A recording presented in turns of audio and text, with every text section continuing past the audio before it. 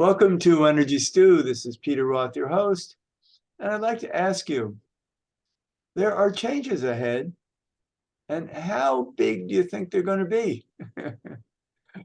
Incremental, maybe something swift and strong?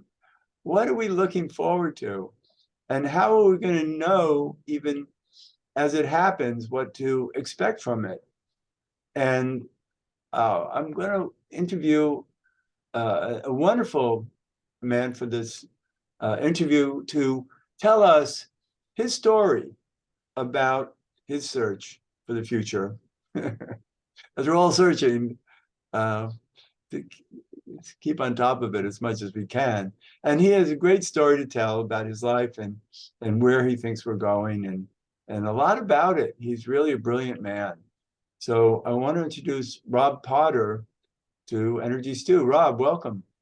Hey, thanks, Peter. It's really nice to meet you. We've been chatting for a couple of days and really kind of hit it off. And I was surprised. You look absolutely bright and vivacious. You mentioned you're 80 years old, dude. You're killing it, and Wow. you're keeping alive and doing some stuff. So, we have some friends in common, and we've had some chats here recently. And I really am simpatico with your mission and information. And so I'll be happy to share anything, anywhere you want to go. And where would you like to begin? Well, who are you? My name is Rob Potter. I was born in San Francisco and became a little surfer boy down in Laguna Beach, California, in the OC. Very special time in the 60s on the beach with surfing, the Monkees, the Beatles. They used to come into town, Rolling Stones. Laguna Beach was a spiritual center.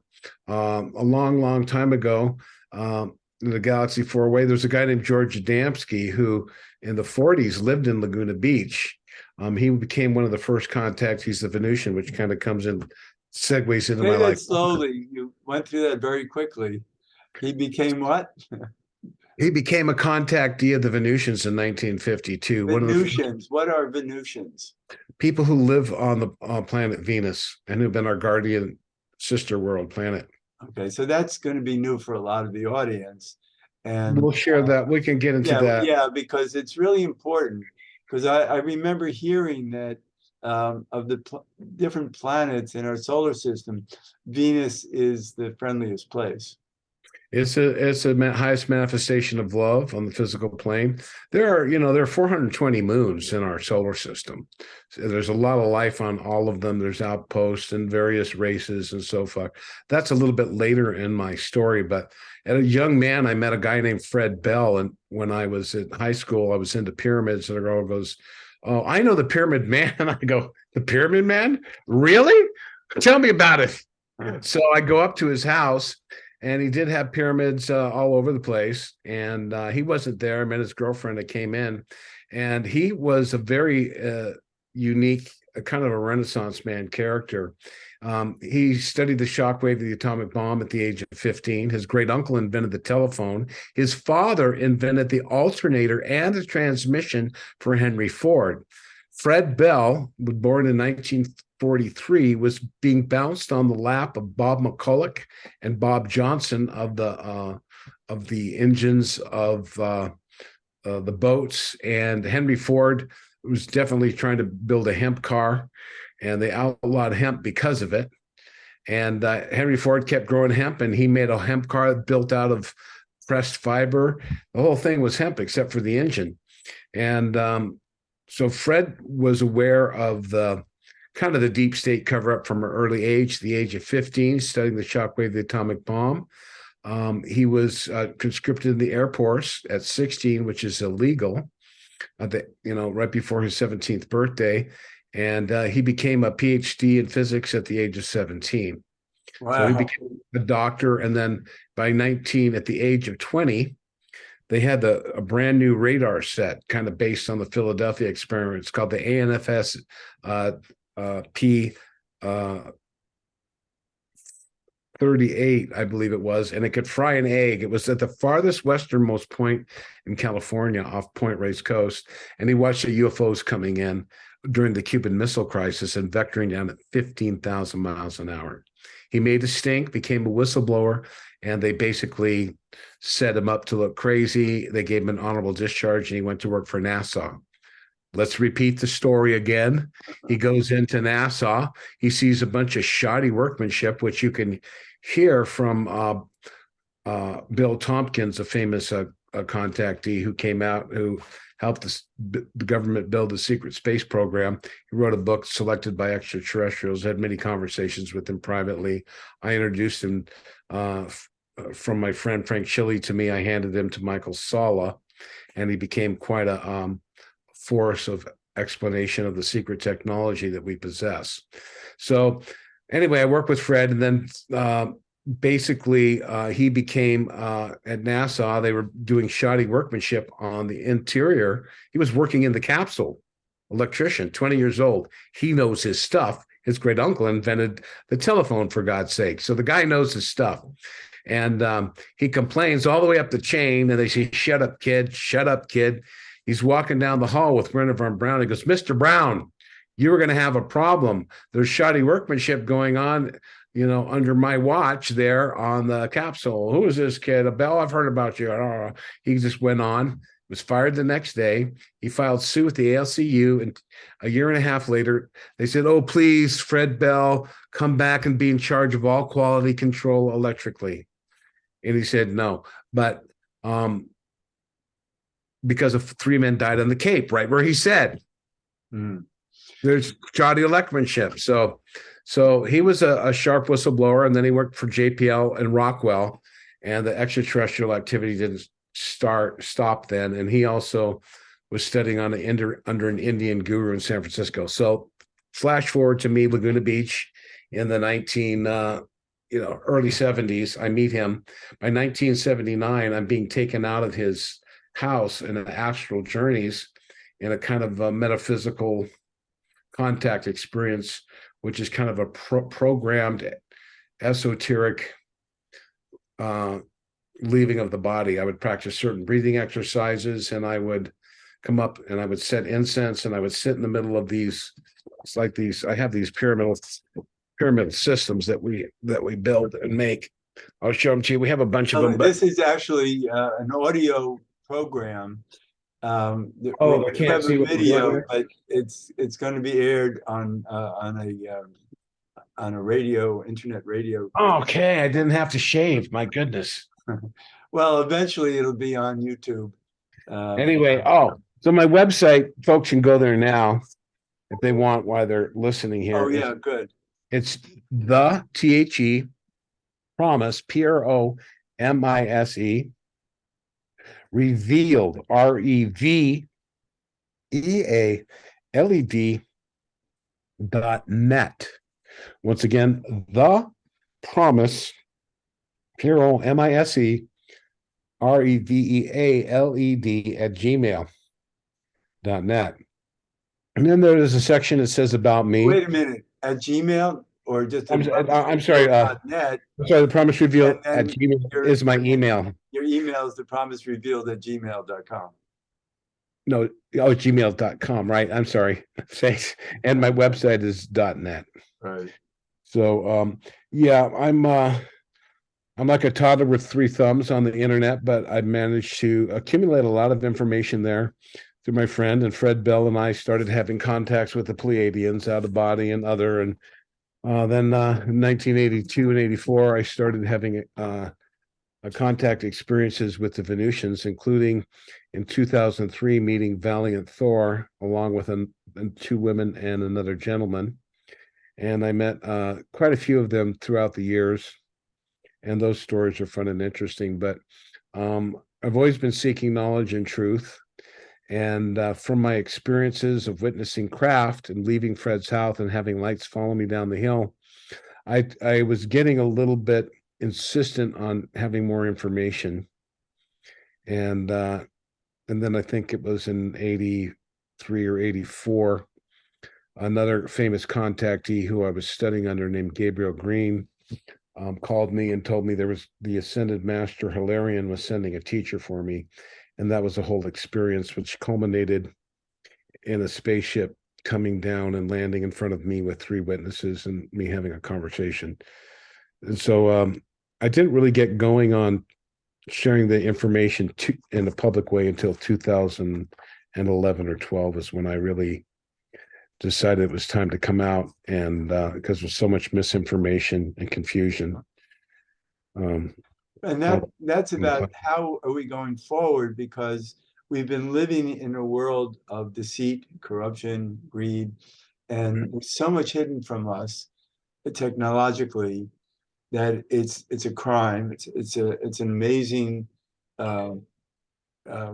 cheating of humanity to not give us these great technologies that have been so important, and we don't have them.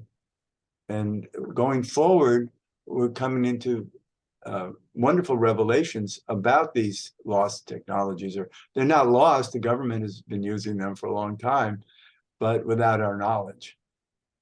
absolutely. And so you know a lot about all this. Oh yeah, I know. I know so much. I got to write my book. I've got like 5 books in my head already, but my experiences and the backstory to them, and most of Laguna Beach was a real hippie town. I mean, we had Rajneeshis and Hare Krishnas. Timothy Leary, the brother of Eternal Love, was arrested 60 yards from my home. So it was a real kind of forward liberal type thinking town, and very open in terms of spiritual. It's kind of like a beach paradise, beach blanket bingo, really. And this whole other side of understanding life in the universe, and kind of my place in it became an obsession for me. And of course, when you have experiences with extraterrestrials, of course, you go through an identification process of vetting and slowly learning step by step the spiritual and the multidimensional aspect of yourself, and what their mission is, and why they can't land openly, and all these things have to kind of be sorted and filtered. And really, it comes down to living in the now and being kind and patient with each other. The technology is good, that will help, but we are a mess. We live in a world of scarcity and lack and fear. And absolutely, we have criminals that have been running this planet. And this is what is important for people to learn now, is what's called the apocalypse, or the revelation of the abomination of the fallen beings. The administration of this earth on a spiritual level was defaulted on, and we had a fall. So the earth was under kind of let's call it a Luciferian rebellion, where mankind was hybridized, and certain elite bloodlines kind of were aided in influencing humanity and bringing him down, and to bring out the lowest spiritual nature as opposed to the highest. And behind the scenes, the light forces have been working behind the scenes to influence the positive nature. Mankind is a combination of both divine and bestial thought forms, and this battle is raging within the human consciousness on a daily daily level.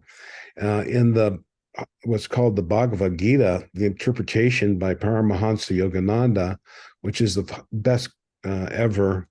All respect to the Hare Krishna guy, Prabhupada, but Paramahansa Yogananda broke down the actual figures, the allegory, how this true story relates to mankind in choosing the spiritual side or the material side. And so the Venusians, what do they want us to do? They want us to believe in ourselves. They want us to believe in the power of love of God and the focus on God, and choosing for God in the face of any alternative. Right. The truth is within us. Absolutely. That's what it's all about. But it's been disguised by these dark forces that have been running this planet for a long time. And we've been misled away from our actual inner truth. Yeah, energy follows thought. And boy, have we been hoodwinked, bamboozled, and led down a rosy path. And we're in a position now in a very fragile state where the shortcomings of our world is about to reveal be revealed to us as the various systems that are in violation of God's law now must come crumbling down, and we must build something new within our hearts, our minds, and our relationship to each other's, how we view each other. That's what's really needs to take place. The no toys, the med beds, and all these different free energy devices are great. But if mankind is still filled with greed and lust for power and social strata and class and ego, instead of more in tune with what they call the law of allegiance. So in the law of allegiance, we recognize that we're all one children, one family under the living, loving God, and therefore we treat each other as such. And as the great avatar, Jesus Christ, and there's been many great avatars have taught us, the kingdom is within, and greater things we shall do. And the bottom line is, if we do unto others as we would have done unto ourselves. Right. And when we look around and we see the lack of moral character, the absolute destruction of our earth and our ecosystem, our supply chains of poison that have been instituted for greed over health, the lack of support of nature and the poor people in the world that have been consistently stolen from.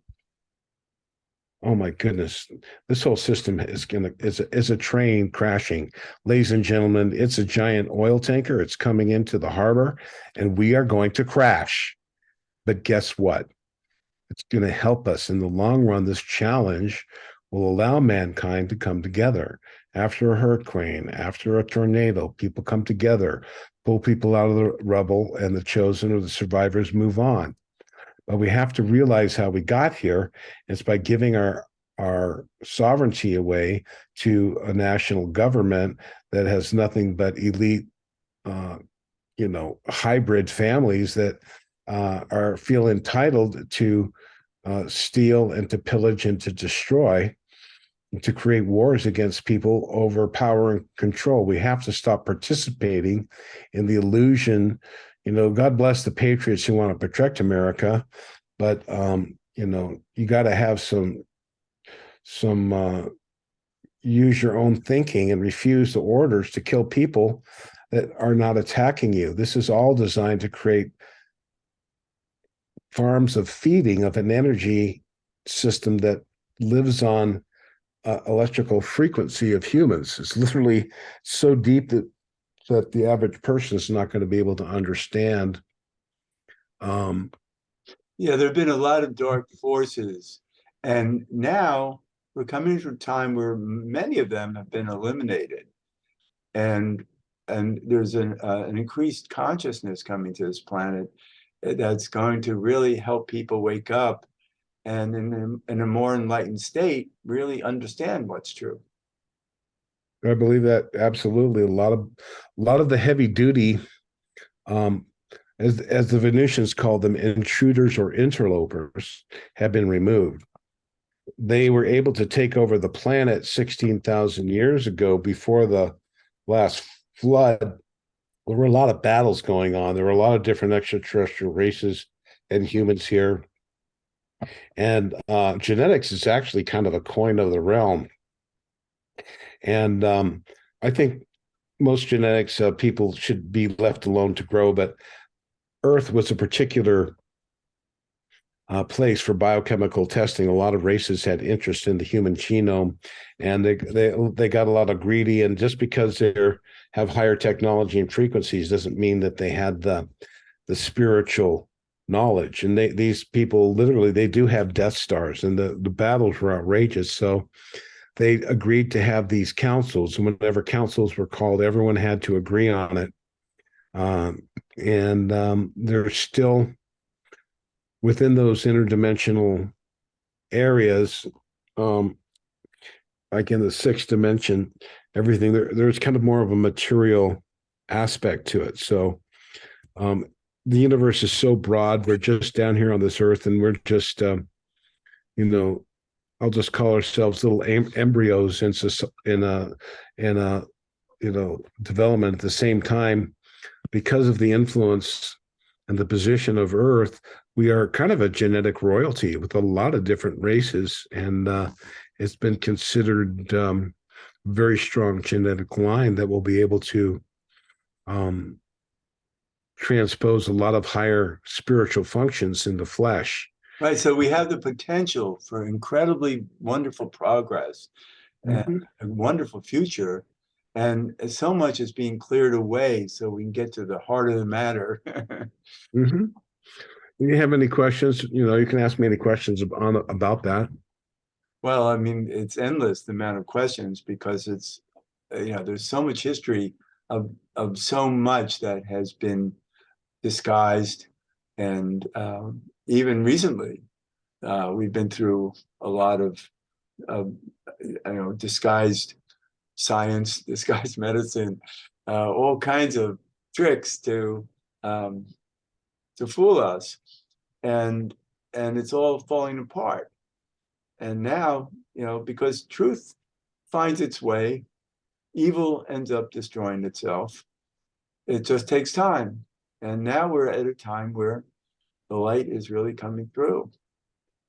That's a good way to put it. I think we're going through the galactic plane where we're on a level with what they call the galactic central sun, which is really a black hole and an event horizon that produces light. Like the galaxy is like 100,000 miles across, and we have about 25,000 light years to the center, and then 50,000 across is the black hole in the event horizon, and then you have another 25,000 light years on the other side. So it's a big. So you're speaking as somebody who has Venusian experience. This is, well, I get a lot of information from them on like tachyon particles, and they do answer stuff. They want more investigation on the aura, my pyramid systems in conjunction with sound, light, color, frequency. These are the healing things. It's not going to be, the nutrition is good too, but you need the electrical precursive field. Right. It has to be fed. So you do need the material aspects. You need a proper functioning bioelectrical system. And by the higher self of the chakras, the spiritual nature that indwells the physical body, knowledge of that, of those cycles, which can be tuned in from a soul level, can supersede some of the entropic physical limitations. So they have a technology that they use to extend their lifespan. Okay, and we'll have ours extended. It's coming. We'll see. Everything on the physical plane has to deteriorate and die. You look at even Jesus Christ, who was resurrecting people at the age of 7. He did pass away and die, that he took a drink and died in France is nonsense. He did have a twin brother. His name was Thomas Didymus, and he went to India. Jesus went there before, and then after he was resurrected, it was still Passover, and he appears to his twin brother in the marketplace and goes, "Oh, hi, Master, how are you?"